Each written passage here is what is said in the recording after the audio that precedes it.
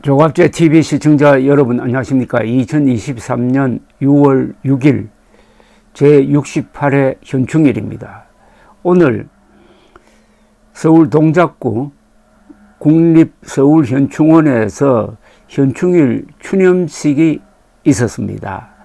추념식 직후에 천안함 전 함장인 최원일 예비역 대령이 이재명 민주당 대표를 찾아가서 이렇게 물었다고 합니다.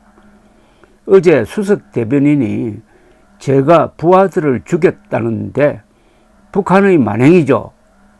라고 물었다는데 이에 대해 이재명 대표는 답하지 않았다고 합니다. 그렇다고 사과했다는 이야기도 없습니다.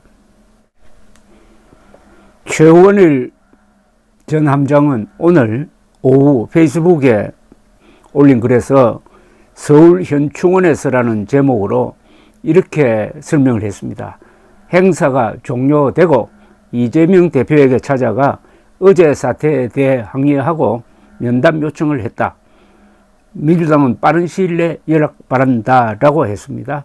그는 이 대표에게 어제 수석 대변인이 내가 부하들을 죽였다는데 북한의 만행이죠. 수석 대변인은 당대표와 당의 입장을 대변하는 사람인데 그 발언이 대표와 당의 입장인가요? 입장이 정리되면 조속한 시일 내에 연락 바란다는 질문을 했다고 밝혔습니다.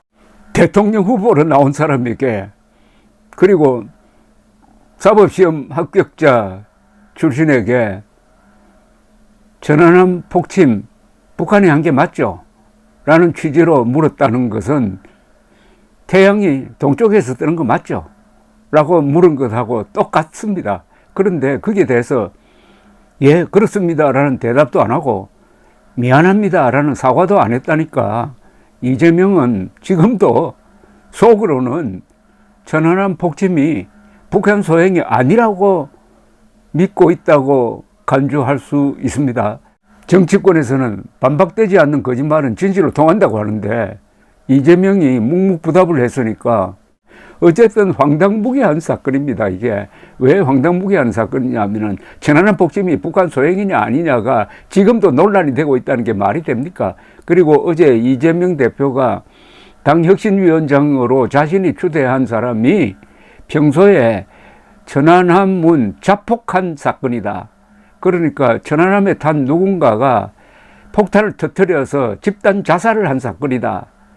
이걸 정부가 조작해가지고 우는 뭐 이렇게 글을 올렸고 지금도 그런 소신이라고 합니다. 그런 자를 당혁신위원장으로 추대했다가 여론이 들끓으니까 당혁신위원장으로 추대되었던 사람이 그만두면서 또 악담을 했습니다. 마녀사냥으로 물러난다는 식으로.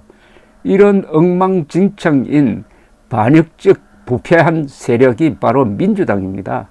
민주당의 수명이 다해가고 있다는 증거인데 최원일 천안함 함장 입장으로서야 억장이 무너지죠. 천안함 폭침은 2010년 3월 26일에 일어났습니다. 나중에 우리가 철저하게 조사를 해가지고 북한 소행임을 완벽하게 밝혀냈습니다. 근데 이 밝혀내는데 인명희생이 많았어요. 우선은 천안함 폭침으로 46명의 우리 해군 장병이 전사했습니다. 그리고 선체를 인양하고 의뢰를 수색하는 과정에서 한주호 준위가 잠수했다가 그리고 사망했습니다. 동시에 의뢰 수색 작업을 도와주던 금양호라는 선박이 또 충돌 사고로 선원 9명이 죽었습니다. 그러니까 46명 플러스 10명, 56명이 북한의 의뢰 공격으로 그리고 또 간접적인 영향으로 죽은 겁니다. 56명입니다. 56명을 죽여놓은 이 북한 노동정권 그 수괴인 김정은과 당시에 실행 책임자인 김명철을 우리 손으로 잡아가지고 단죄하지 못한 게 원통한데, 더구나 문재인 정권 때는 북한의 정찰 총국장으로서 천안함 폭침 사건을 지휘했던 김영철이라는 자를 대화 상대로 삼았으니까 그때 참 국민들이 얼마나 스트레스를 받았겠습니까? 자, 정권이 바뀌었는데도 아직도 천안함 폭침이 북한 소행이 아니라는 정도가 아니라 이건 아예 자폭이라고, 집단 자살을 했다고 주장하는 자를 당 혁신위원장으로 추대한 이재명.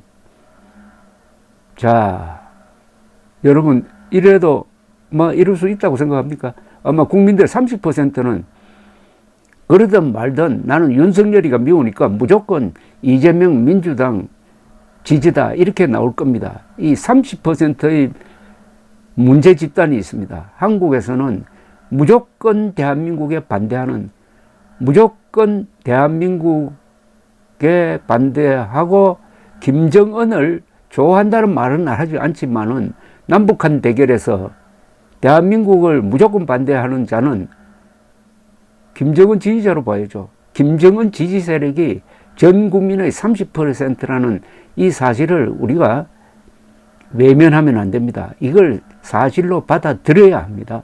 그럼 이 30%를 어떻게 할 거냐? 어떻게 합니까?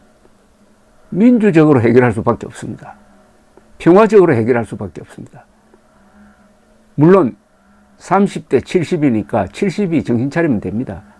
그런데 가끔 70% 중에서 상당수가 이 30%에 합세하는 경우가 있습니다. 70% 중에 20%가 30%의 이 반대한민국 세력으로 넘어가 버리면은 대한민국은 피 한 방 흘리지 않고 총 한 방 쏘지 않고 김정은 밑으로 들어갈 가능성이 있습니다. 그게 바로 어제 오늘 일어나고 있는 이 사건의 핵심이죠.